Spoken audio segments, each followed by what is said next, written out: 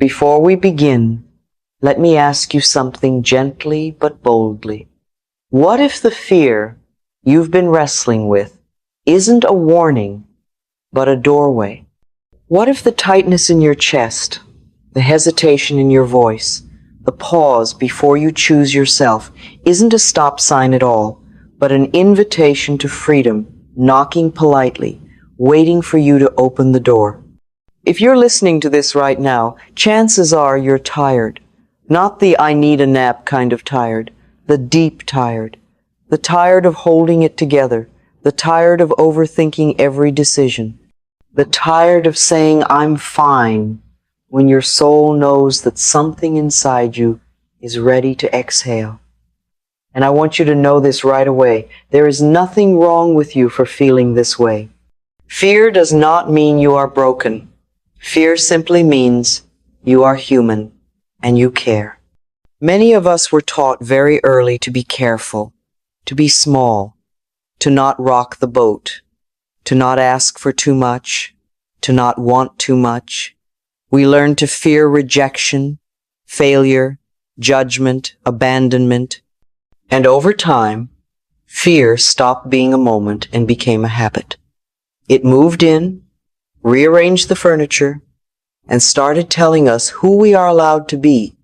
But here is the truth I want you to hear today, and maybe hear for the first time.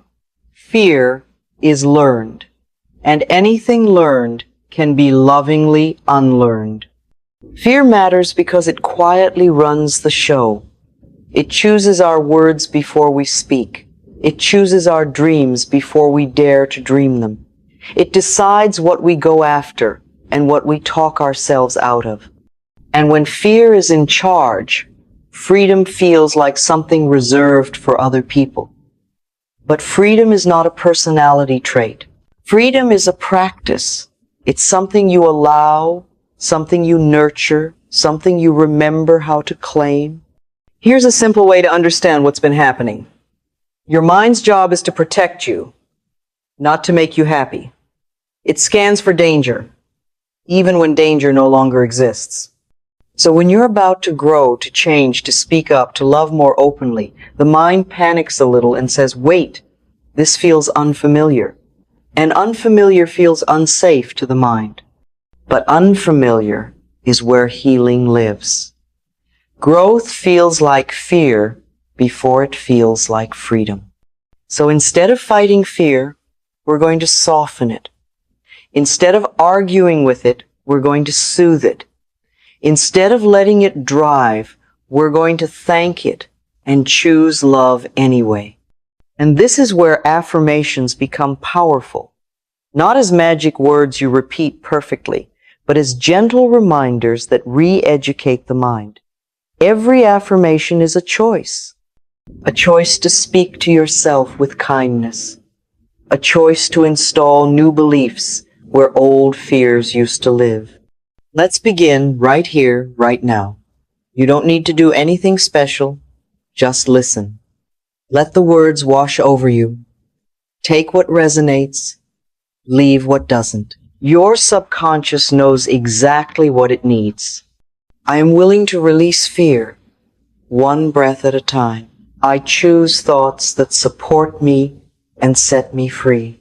I am safe in this moment. I am learning to trust life. I no longer need fear to protect me. I am supported by the universe in ways I can see and ways I cannot yet see. I release the need to control everything.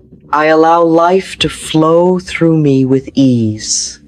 And if part of you is saying this feels uncomfortable, that's okay.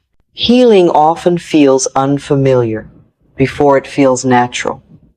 Think of it like trying on a new pair of shoes. At first, you notice them.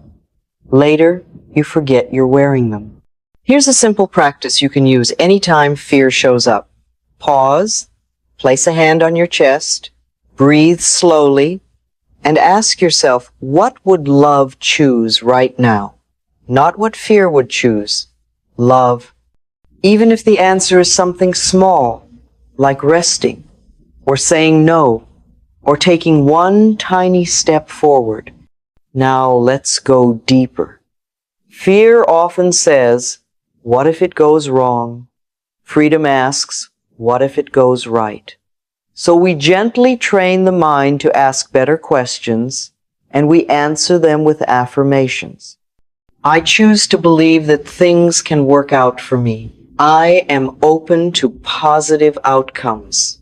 I release catastrophic thinking. I trust myself to handle whatever comes. I have survived difficult things before, and I am still here. I am resilient, capable, and growing stronger every day. Sometimes fear is old. It doesn't belong to the present moment. It belongs to a memory, a wound, a time when you didn't have the tools you have now. So let's speak to that younger part of you with compassion. I honor my past and release its hold on me. I am no longer defined by what hurt me. I am safe to move forward. I forgive myself for not knowing what I know now. I did the best I could with the awareness I had. I now choose awareness that empowers me. Freedom also means letting go of other people's expectations. And yes, that one can feel scary because we all want to belong. But belonging to yourself comes first. I release the need for approval. I am enough exactly as I am. I give myself permission to be authentic. I am allowed to change. I am allowed to outgrow people, places, and patterns. My truth matters. Let's bring a little lightness into this, because healing doesn't have to be heavy all the time. You don't get extra points for suffering longer than necessary. You're allowed to laugh while you heal. I can take my growth seriously without taking myself so seriously. I am allowed to enjoy the process. I choose progress over perfection. I am human, and that is a beautiful thing. Now, here's something practical you can do today. Choose one affirmation that feels the least believable. Yes, the least. That's usually the one doing the most work. Write it down. Say it out loud. Not to convince yourself, but to introduce the idea. The mind learns through repetition, not force. Let's continue. I release fear of the unknown. I welcome new beginnings. I trust the timing of my life. I am exactly where I need to be to learn what I'm learning. I allow clarity to unfold naturally. I do not rush my healing. Fear often shows up in the body as tension. So as you listen, imagine your shoulders softening, your jaw unclenching, your breath deepening. I allow my body to relax. I am safe to rest. I listen to my body with love. I release stored tension and old stress. My body is my ally, not my enemy. Freedom is also emotional honesty. Letting yourself feel without judgment. I allow myself to feel without shame. My emotions are valid. I can feel fear and still choose courage. I do not need to numb myself to survive. I can sit with discomfort and let it pass. And now, affirmations for stepping into freedom. I choose courage over comfort. I choose expansion over contraction. I choose love over fear. I am free to create a life that feels good to me. I trust my inner guidance. I listen to the wisdom within me. You may notice resistance. That's normal. Resistance is just fear asking, is this safe? And you can answer gently, yes, we are safe now. I am safe to be seen. I am safe to be heard. I am safe to take up space. I belong here. Let's talk about action, because affirmations work best when paired with loving movement.